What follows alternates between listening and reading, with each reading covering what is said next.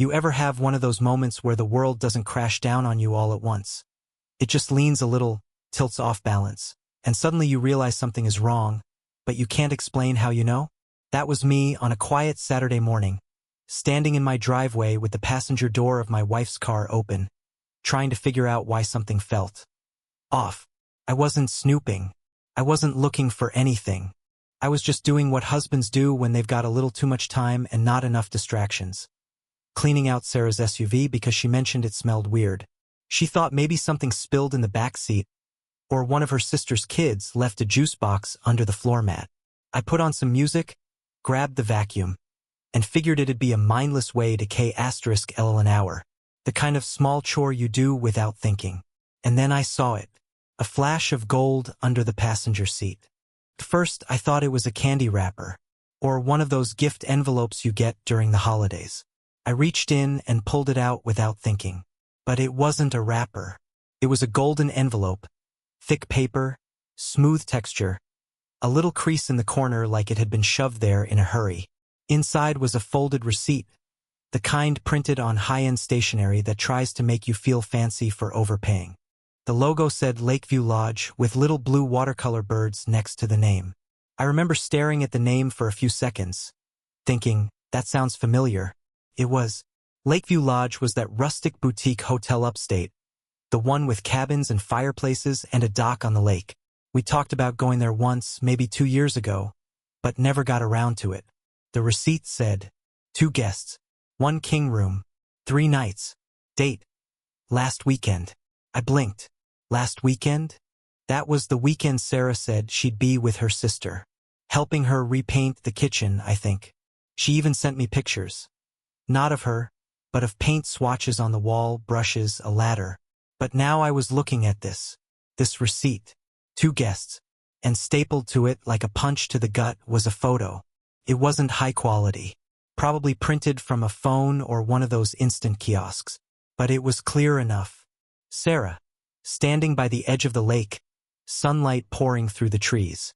She had on a soft-looking cream dress that fluttered just above her knees, sunglasses, hair loose over her shoulders. She was smiling, not at the camera but at whoever was taking the picture. Her hand rested on someone's shoulder. You couldn't see his face. He was turned slightly away, the photo cropped right at the edge. But you could see enough, the outline of his body, the shape of his jaw, his posture.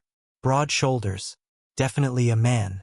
I stood there with the envelope in one hand, the receipt in the other, and a strange numbness spreading across my chest. It didn't feel real. My brain didn't want it to be real. For a second, I thought maybe I misunderstood. Maybe it's not what it looks like. But that thought didn't last long. That evening, I didn't say anything right away. I waited until after dinner.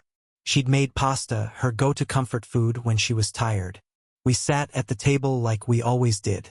She asked about my day. I answered. She laughed at something I said about my coworker's dog peeing on the break room rug. Normal, casual, intact. Then I got up, went to the drawer where I'd left the envelope, and placed it on the table in front of her. She looked at it, then looked at me. No panic, no confusion, just a quiet, measured, "Where'd you find that?" "Under your seat," I said. "In your car." She opened the envelope, pulled out the receipt and the photo. I watched her eyes scan the paper, then flick to the picture. I waited for a reaction. Anything. Shock, guilt. Even a lie would have been better than the calm that washed over her face. "Oh," she said with this little laugh, like I'd caught her with an unpaid parking ticket. That. She waved her hand like it was nothing. "That's a work joke. I told you, didn't I?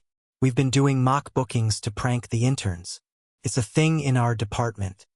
I just stared at her. She went on, totally unfazed. "This guy Jake, he always leaves weird fake confirmations on people's desks. I guess someone thought it'd be funny to leave one in my car. Honestly, I forgot about it." She didn't even ask how I got it, or why I'd been in her car. She didn't ask anything because she didn't seem rattled. I picked up the photo. "So that?" she said, tilting her head, then shrugged. "One of the girls must have photoshopped it. You know how good Ally is at editing. That lake background is probably from a stock site. Stock site? I asked, trying to keep my voice from shaking. That's you. I know it's me, she said lightly. But the whole thing's a joke. I mean, come on, Ethan. You don't actually think I... Her voice trailed off, but she smiled. A careful, practiced smile. Then came the kicker. Are you jealous right now? I didn't say anything. She leaned back in her chair, crossed her arms. Wow, I didn't think you were the type to snoop. I said, I wasn't snooping. Well, it kind of feels like it, she replied, still smiling, but it had gone colder. Ethan, if something was going on, do you think I'd be dumb enough to leave evidence in my car? I stared at her. She stared back. Something shifted then. Not just in the room, but in me. The air felt different, heavier. Her words were casual, her tone confident, too confident. Like she'd rehearsed this. Like this wasn't her first lie. She didn't defend herself. She dismissed the entire thing like it didn't matter. And the scariest part? She looked like she believed her own story. That night, she got ready for bed like nothing happened. Brushed her teeth, washed her face, scrolled through her phone. When she finally slipped under the sheets beside me, she mumbled good night and turned away. I lay there staring at the ceiling, my mind racing through every memory of last weekend, every conversation, every little detail I had never questioned. I thought of that photo, her smile, that hand resting on someone else's shoulder, and I realized something. It wasn't the receipt that broke me. It wasn't even the photo. It was the way she explained it away. The way she laughed. The way she didn't flinch. Like I was the crazy one. Like I was the one who needed to apologize. And maybe the worst part? A small part of me almost believed her. After that night, something shifted in the way I looked at Sarah, or maybe in the way I saw everything.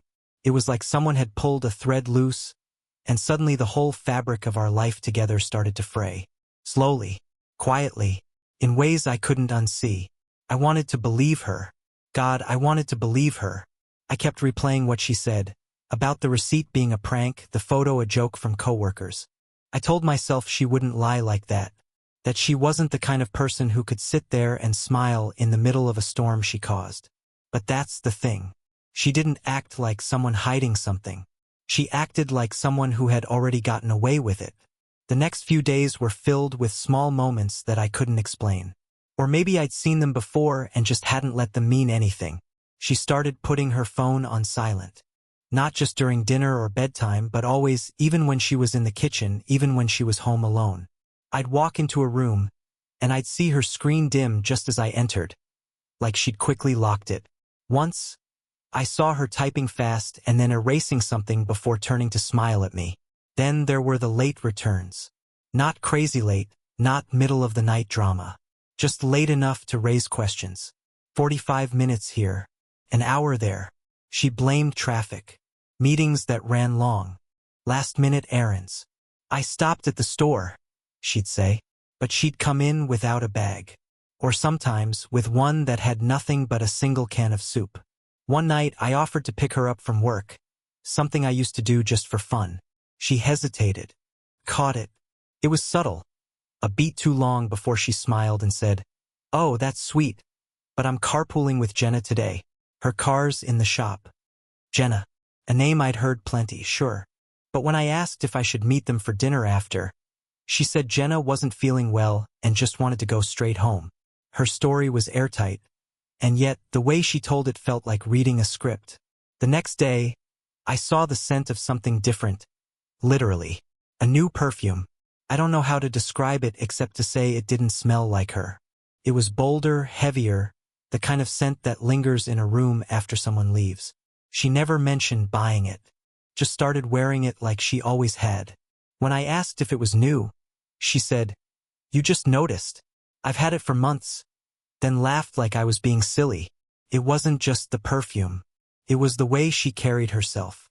There was a lightness to her I hadn't seen in a long time, like she was walking around with a secret that made her feel powerful. Or maybe free. One night I woke up around 3 a.m. and reached for her. Her side of the bed was cold. I thought maybe she went to the bathroom. But when I got up, I saw the faint blue glow from the living room. She was sitting on the couch in the dark, her knees tucked under her, staring out the window with a blank expression. She didn't see me, or maybe she did and didn't care. She was holding her phone in both hands, just staring at the screen. When I asked her the next morning why she'd gotten up, she rubbed her eyes and said, "I couldn't sleep, too much on my mind." "Anything you want to talk about?" I asked.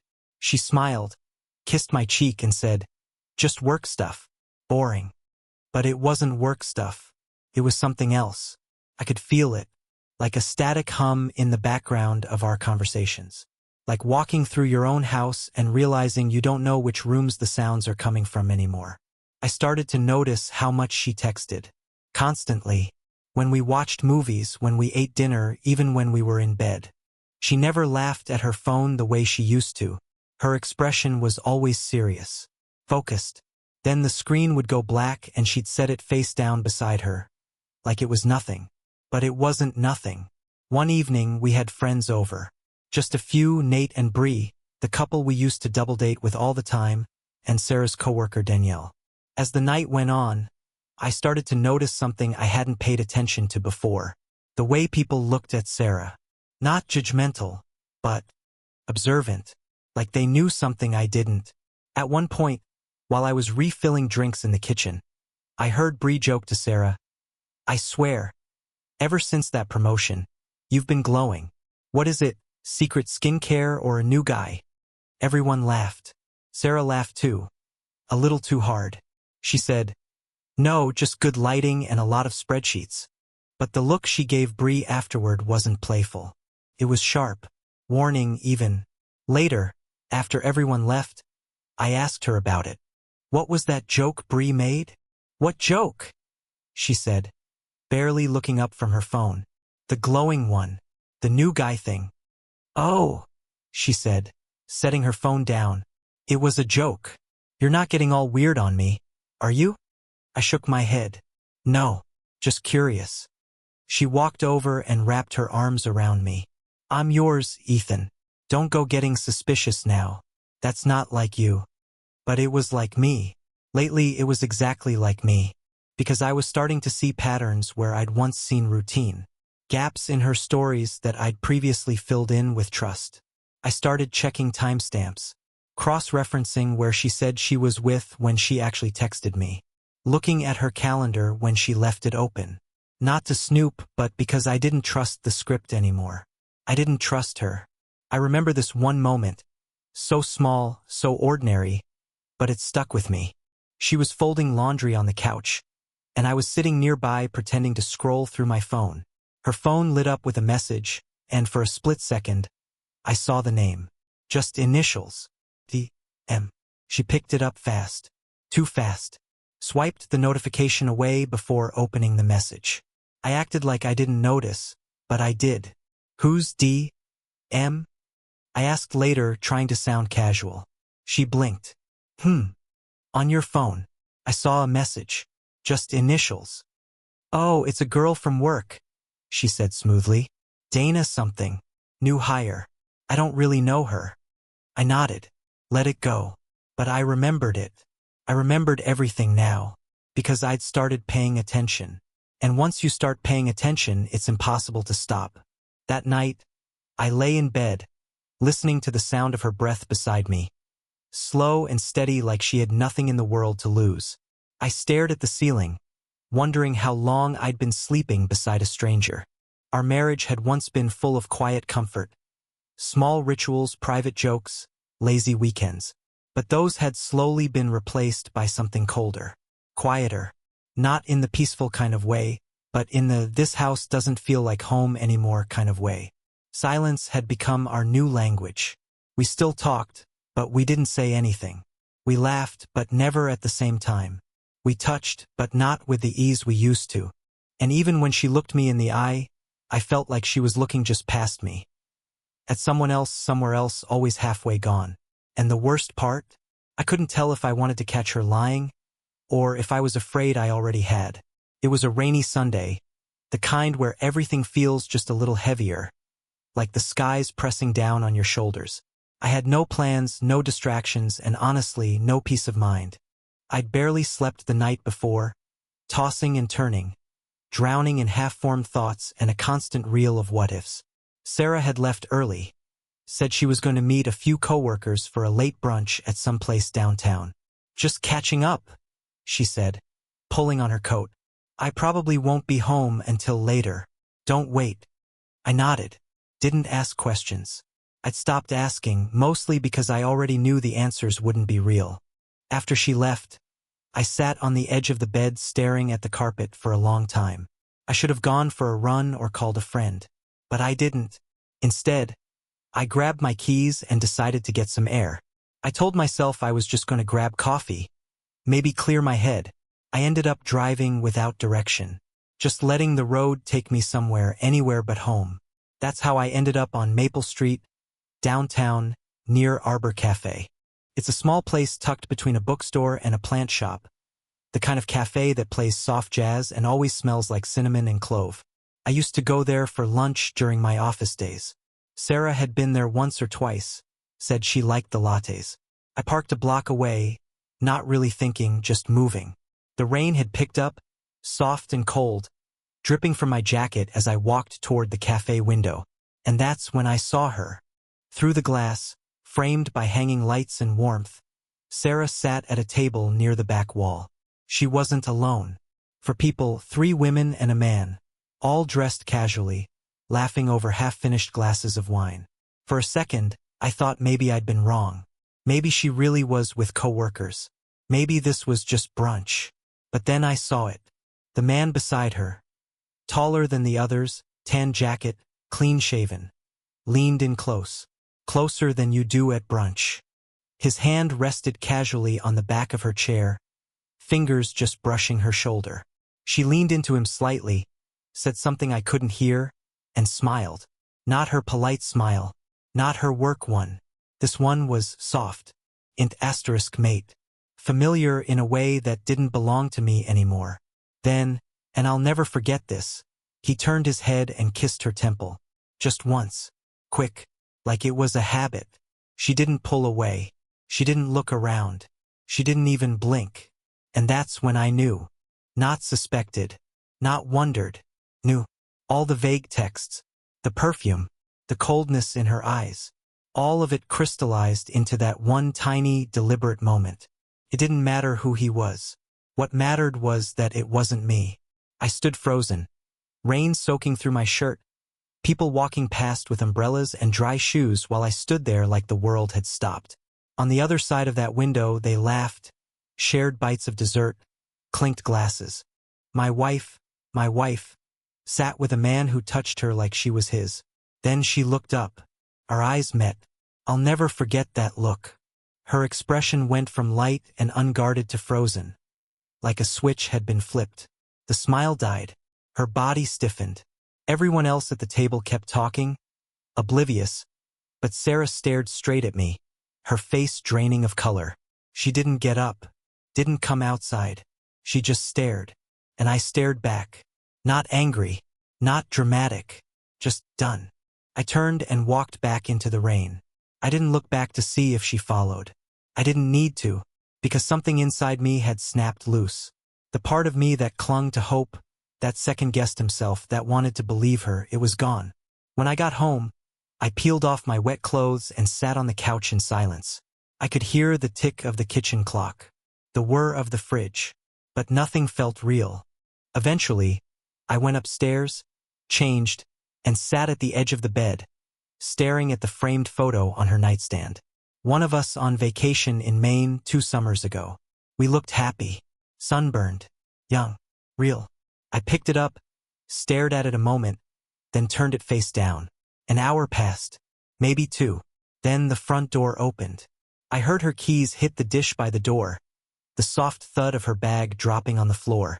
She didn't call out my name, just silence, careful footsteps. She found me in the kitchen. Her eyes were red, her hair damp from the rain. She looked tired but not surprised. "Ethan," she said quietly. I didn't speak. She stepped forward. "Can we talk?" Still nothing from me. I wasn't ready for her to use words like tools again. She bit her lip, like she was deciding which version of the truth to offer. You saw me. At Arbor. I nodded once. Slowly. Her voice wavered. It's not what you think. A lie. He's just a friend, she added. Another lie. She looked like she might cry. We weren't doing anything wrong. I mean, yes, okay, the kiss, but he was just being sweet. I was having a hard week. I said nothing, just looked at her, and she cracked. Fine, she said, her voice sharp, defensive. You want me to say it? It's been going on a few months. We met through work. It wasn't planned, Ethan. It just happened. There it was. Confirmation. Clean and ugly. She kept talking. It didn't mean anything at first. Just texting. Venting.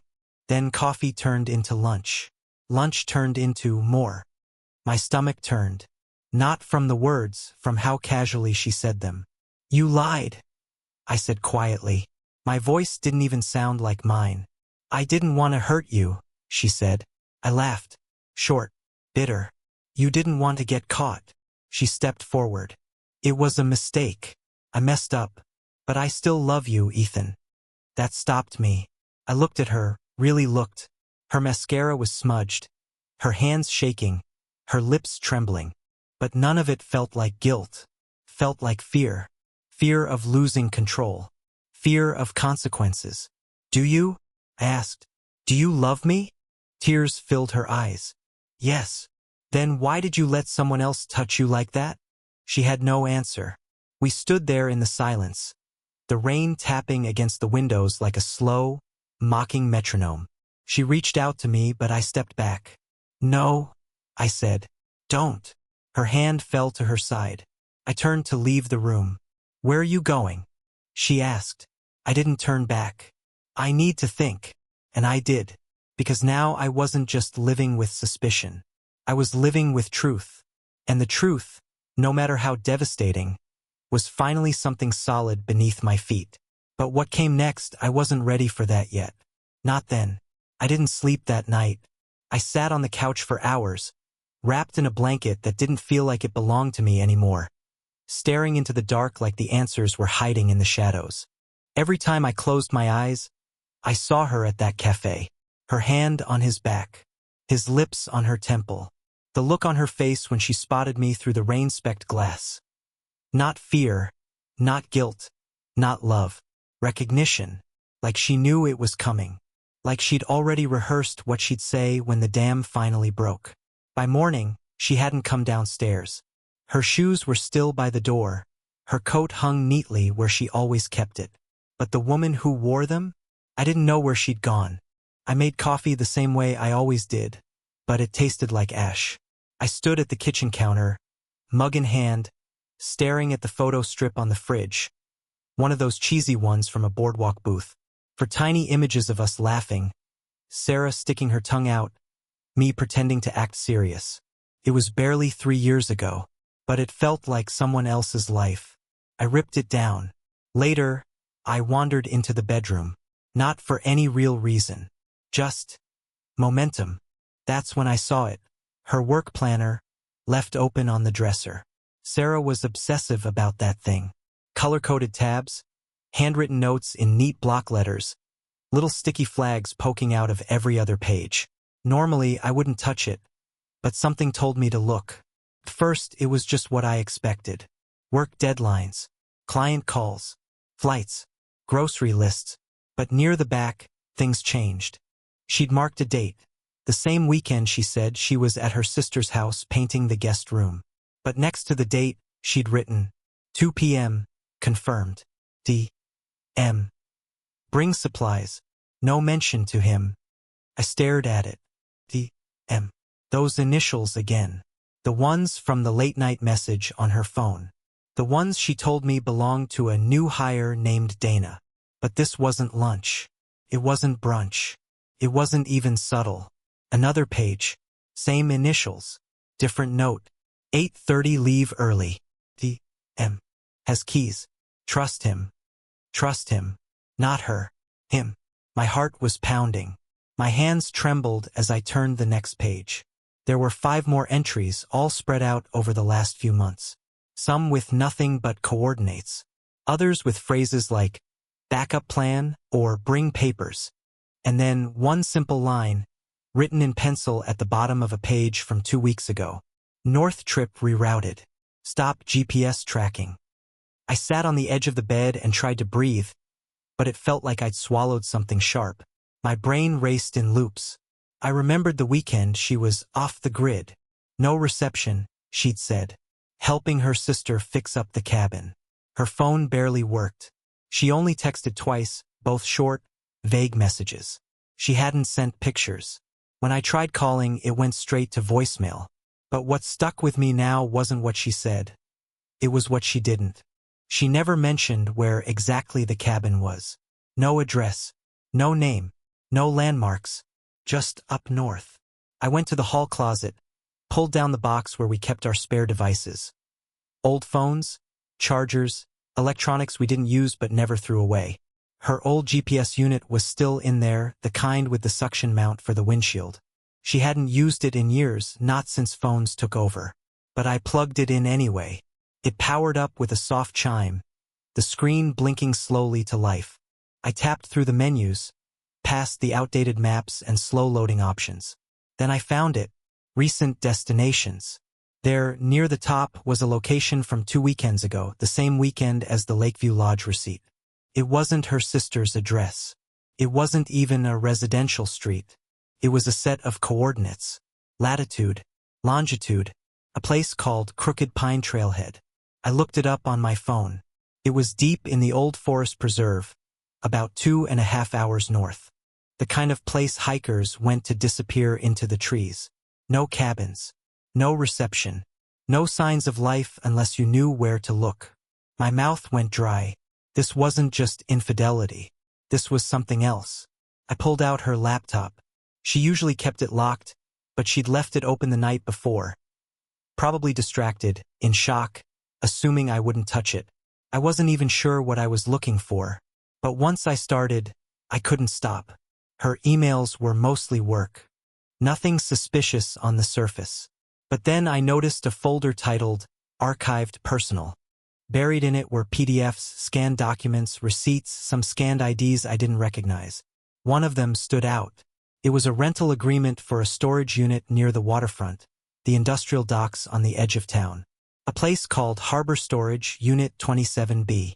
She'd signed it under her maiden name, Sarah Miller. Something she hadn't used in years. The payment had gone through a separate checking account I didn't know existed. I searched the bank's name. It was based out of Vermont. Another file, a receipt from 2 weeks ago. 3 padlocks. Heavy duty. My chest tightened. I closed the laptop slowly and stood up. The silence in the room felt different now. Not like stillness, like waiting. I walked down the hall, past the pictures, the furniture we picked out together, the life we built with IKEA catalogs and Sunday trips to Home Depot. And I realized something. I didn't know who I'd built this life with anymore. Everything I thought was solid had started to crack. And beneath those cracks was something else. Something calculated, organized, hidden in plain sight. Later that evening, she came downstairs, tried to talk. I listened with half an ear, nodded in the right places. She said she wanted to work through it, fix what we'd broken. She cried. I watched. But inside, I was somewhere else entirely. Because now it wasn't about heartbreak. It wasn't about betrayal. It was about understanding just how far this had gone. And whether I was still standing in the middle of a love story gone wrong, or something much, much deeper. I didn't tell Sarah what I found. I didn't confront her about the GPS coordinates, the cryptic planner notes, or the secret storage unit under her maiden name. I didn't ask her who D.M. really was, or why she'd been writing things like, don't mention to him, and trust him beside timestamps and map locations. Because by that point, I'd stopped expecting honesty from her. I didn't want her version of the truth. I wanted the real one. So the next morning, I made an excuse. I told her I had a last-minute work meeting across town. Something about a project presentation I'd forgotten to prep for. She barely looked up from her coffee. Just nodded, said good luck, and went back to scrolling through her phone. I watched her thumbs move across the screen like nothing in the world was wrong. Like our lives weren't full of cracks she'd carved in with every lie. I packed a bag in silence. Flashlight, gloves, a charger, my old hiking boots. Something told me I wasn't going somewhere casual. I printed the coordinates from the GPS, double-checked the route on my phone, and booked a rental car under a different name. Not because I was trying to disappear, but because I didn't want her to know I was looking. The drive north started out clear, long stretches of highway, a few rest stops, nothing unusual. But the farther I got, the thinner the road became. The trees grew denser, rising like walls on either side.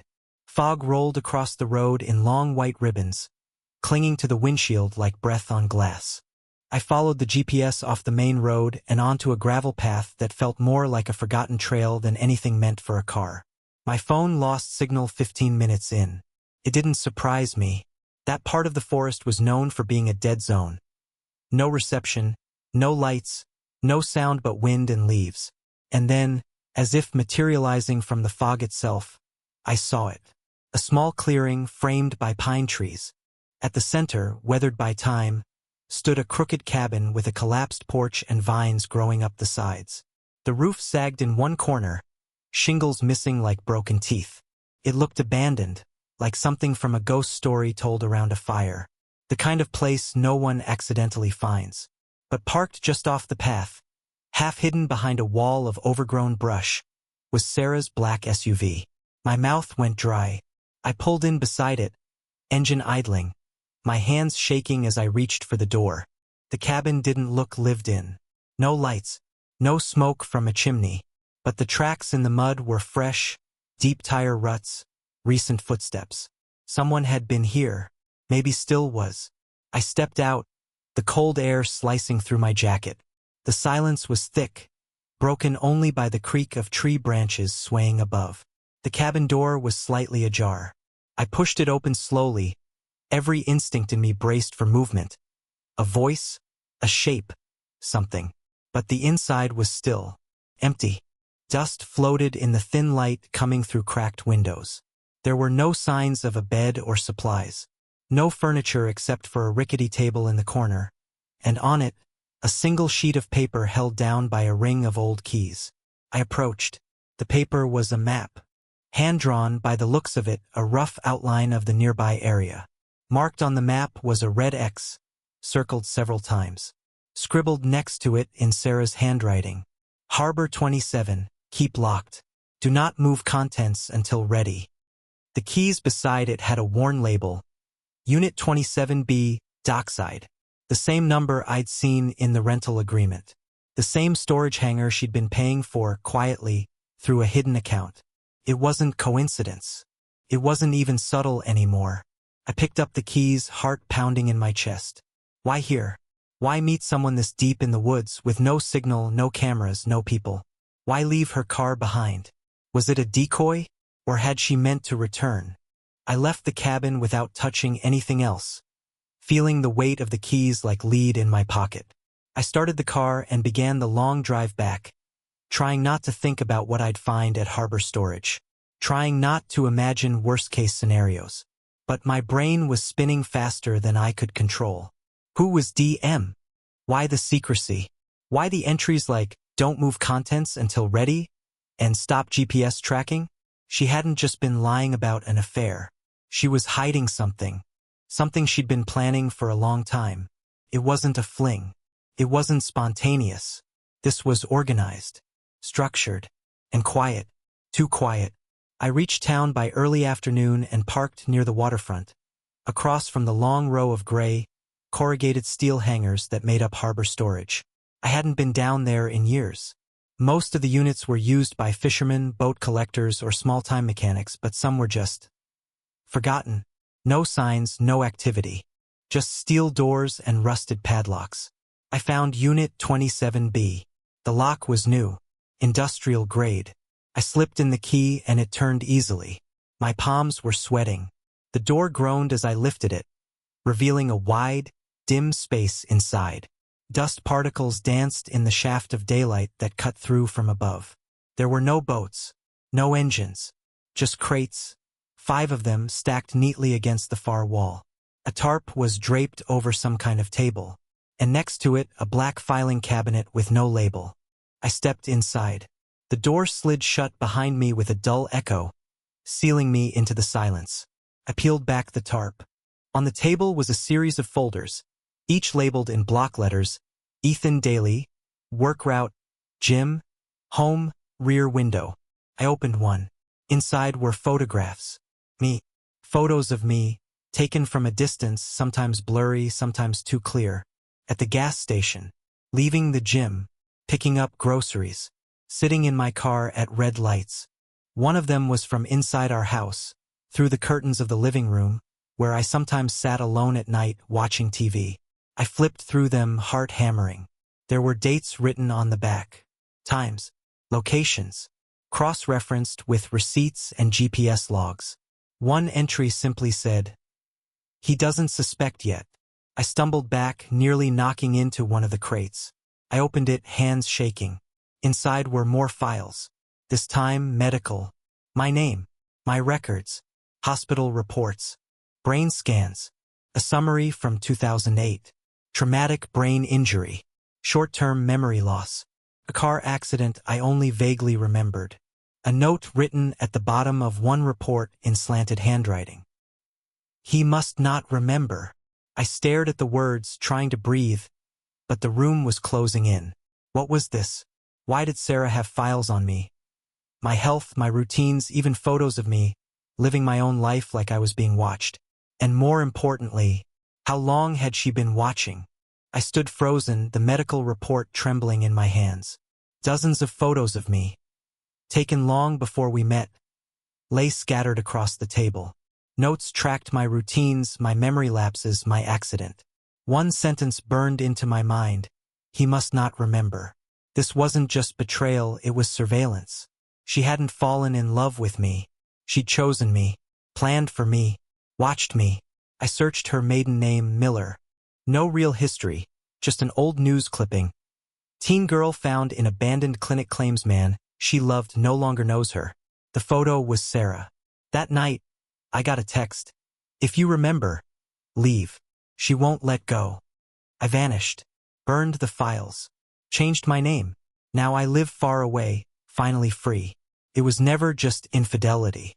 It was a life built on a lie. And walking away saved me.